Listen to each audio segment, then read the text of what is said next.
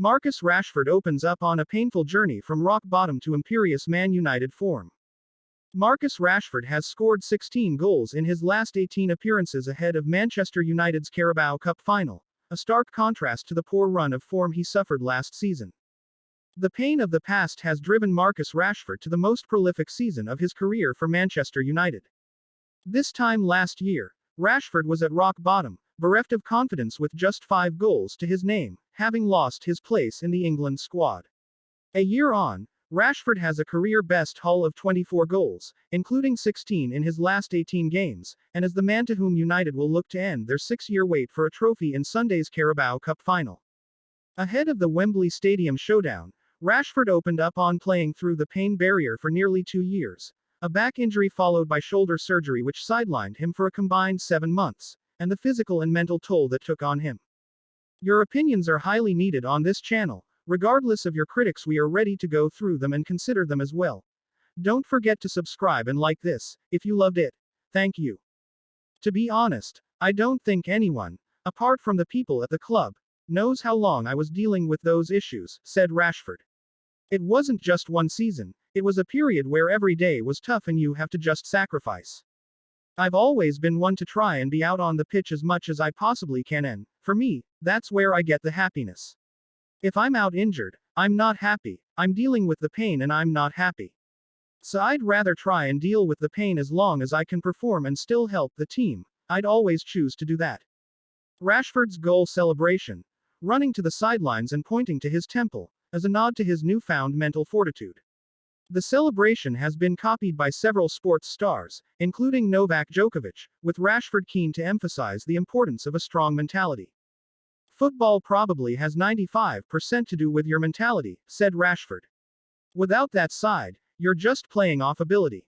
At the top level, it's not enough to win consistently. There are a lot of players who have the ability, that's why they play at the top level. But what sets them apart is the mentality. I've been on both sides of it and I'm concentrating a lot more on keeping myself in that headspace. After Erik ten Hag was appointed last summer, Rashford undertook an intense 2-week fitness camp in the US before reporting for preseason training. Boosted by ten Hag's belief in him, Rashford, 25, rediscovered his goal-scoring form to earn a place in Gareth Southgate's World Cup squad.